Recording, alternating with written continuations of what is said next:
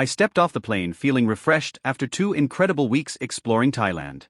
The temples, the food, the beaches. It had been the perfect escape from my high-stress consulting job and the endless petty drama of Pinehurst Estates. All I wanted was to sink into my own bed and sleep off the jet lag. But as my Uber pulled into my neighborhood, I noticed something strange. There was a police car parked in my driveway. My first thought was that someone had broken in while I was away.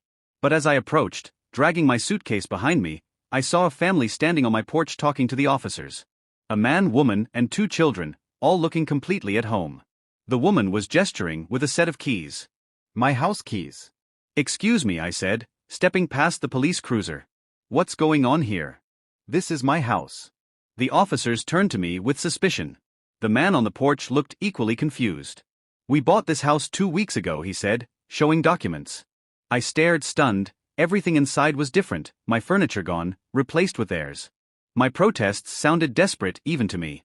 The officer asked me to step back while I showed my passport, trying to explain that I'd lived there for 6 years. The woman insisted they had the deed. It felt surreal.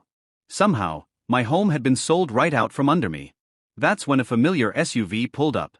Out stepped Karen Wilkinson, our HOA president, perfect hair, clipboard in hand, the neighborhood tyrant. Her smile was pure smugness. "Officers," she called, "this man abandoned the property months ago. The HOA had to intervene." My anger flared. "I've been gone for 2 weeks, Karen. You know that." She folded her arms.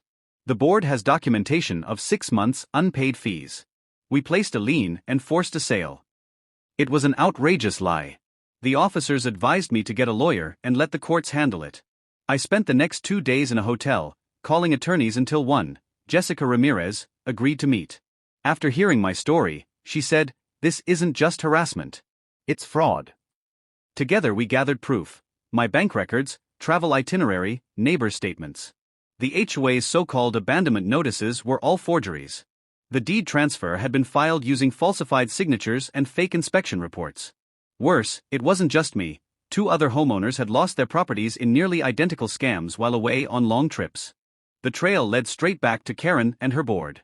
Jessica's investigation uncovered that Karen's sister-in-law was the broker for these forced sales, and the 2 had been splitting commissions. Then came the smoking gun, an email where Karen wrote about another opportunity, after noticing my mail hold and flight booking. With evidence in hand, Jessica went to the district attorney. At first they hesitated, calling it a civil issue, until she showed the pattern across multiple victims. The moment the story hit the news, everything changed. A local TV station aired a segment exposing Karen's years of corruption, using HOA funds for personal expenses, issuing false fines and threatening residents. Neighbors began speaking out. The former treasurer came forward with financial records proving embezzlement. The police soon raided Karen's home, uncovering files on homeowners, travel schedules, and a list of future targets. The family who bought my home was innocent, victims too. The court voided the sale and ordered compensation through HOA insurance. I was finally allowed back inside, though most of my belongings were gone. When Karen was arrested, right in the middle of an HOA meeting, the entire neighborhood watched as officers read her rights.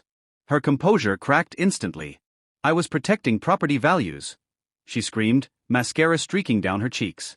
No one believed her anymore. "This is ridiculous," she shrieked as they led her away. "I was protecting property values. These people should be thanking me." No one was thanking her when the charges were formally filed. Multiple counts of fraud, forgery, conspiracy, grand theft, and money laundering. The prosecutor announced they would be seeking maximum penalties up to 25 years in prison and fines exceeding $1 million. Karen's perfectly maintained facade finally shattered during her arraignment when the judge denied bail, citing flight risk and the severity of the charges. She collapsed into sobs, mascara stray.